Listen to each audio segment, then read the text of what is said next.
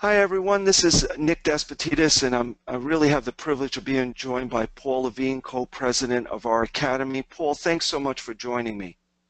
Thanks for inviting me to do this, Nick. I really appreciate the time, and I'm glad to help our fellow orthokeratologists answer some of their practice management questions. Yeah. Thanks a lot. Thank you. I really appreciate your insight. Our question now comes from Alice Tseng. I don't know Alice personally, but we've corresponded a lot via email. I like her tenacity. She doesn't give up. She attended my workshop, I think it was last year, and since then she has struggled. She's gone through the process of really developing a practice with a good foundation. So I wanted to address her question and give our insight. So I asked Alice to record her question so we could play it back for Academy members. Hello, Nick. I've had some trouble collecting fees from patients. I request a small deposit prior to OrthoK consultation. Most patients feel odd about doing so and also dislike providing a credit card number over the phone to us. The other fee I have trouble collecting is the 48-hour cancellation fee that I've implemented. Do you have any advice on the best way to collect those fees? Thank you. I have a lot of advice, but Paul, I'm going to let you start. And I have a lot of advice. I'm sure you do. I have less advice, and I think you and I do this a little differently. But we do not charge a fee to hold an appointment. I think is what Alice is saying. We do charge an OrthoK consultation fee when somebody does come into the office to find out if they're a candidate. We charge a nominal amount, and then we credit it back to them if they do, sign up for a program. But as far as receiving a deposit to hold an appointment, we don't do that. If I'm understanding the question correctly. That's correct. Yeah. As far as the cancellation fee, this is a hot button subject in our industry. Do you charge for a missed appointment or do you not charge for the missed appointment? And we do have a charge policy, but our policy states that we may charge for a missed appointment. So it gives us the opportunity to to kind of give more of a warning, like, hey, listen, if you keep missing, we're going to have to start charging.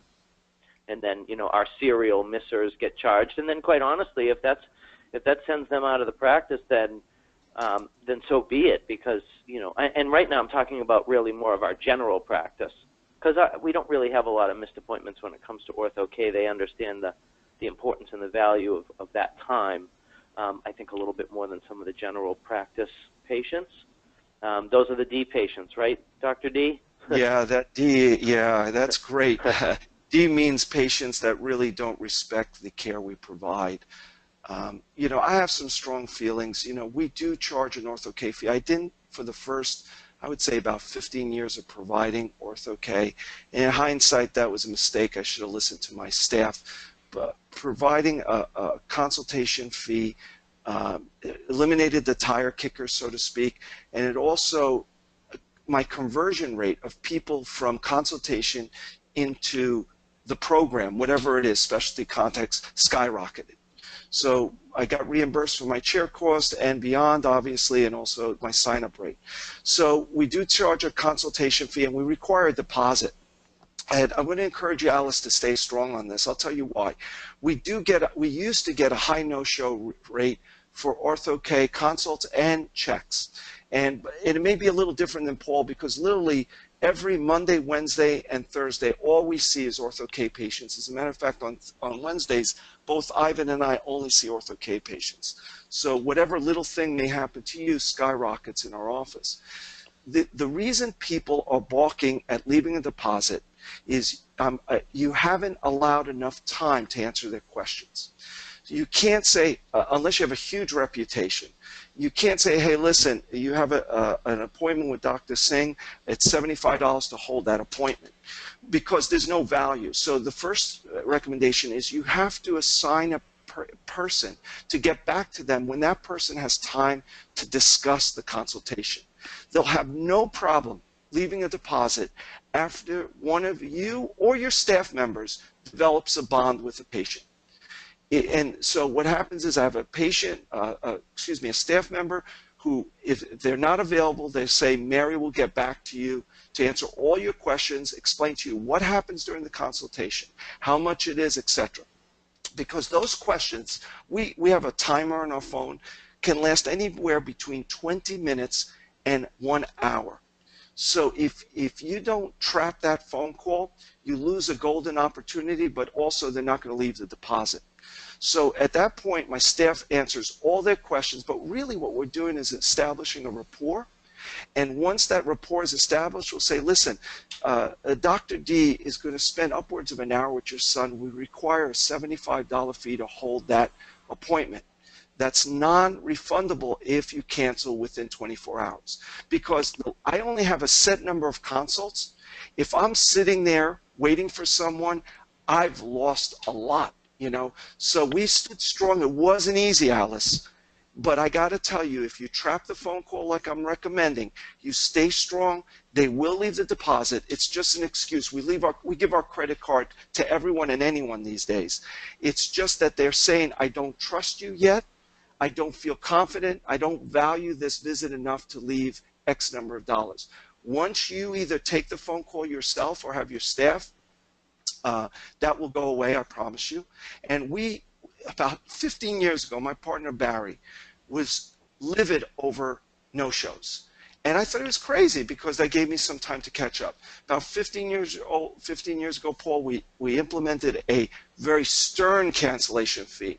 And it's worked really well because our schedule is tight, we don't run late, we run on time, and these cancellations just screw us up. So what we do is, if you follow the system, it works so golden, is that you no-show, you get a bill for whatever you want to bill them. If the patient calls up screaming, we say, we're going to waive it just this time. It's going to go in your record, but the doctor's time is valuable. Next time, we don't waive it. The A patients never call us. They send us a check. We always send their check back. I don't want their money. I want them to be in the chair. The D patients, like Paul alluded to, scream bloody murder. They're going to sue us. They're going to put a bad Yelp review. They're going to do this, and we waive it. The second time is non-negotiable, and that's the hardest one.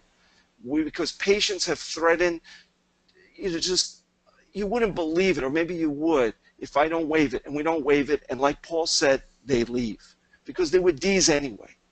It's not, they just are telling me by no showing consistently, I will come to see you when it's convenient for me, but your time is not valuable to me. And what I'm telling them, I'm not waiving the fee. I don't need the fee you pay me. I just need you to go somewhere else that doesn't care whether you come late or doesn't come in. So Alice, I ask you to stay strong on both of those points. Paul, does that make sense to you? It's great. Yep, great stuff. Yeah, I would encourage you, try it. It's okay if they leave. They're all Ds, and you'll be amazed. The A's will send you a check, and you're like, oh my God, this is ridiculous. And there's nothing better to an A person for me to call them and say, you know what, I got your check, tore it up. I know you for so many years. Something must have happened. And they say, Dr. D, wow, yeah, you're absolutely right. And that's why I keep coming to you. Anyway, so Alice, thanks so much, and Paul, thank you for your insight. I think a lot of the members will really benefit from your question. Yeah, it's great. Thank you very much, Nick.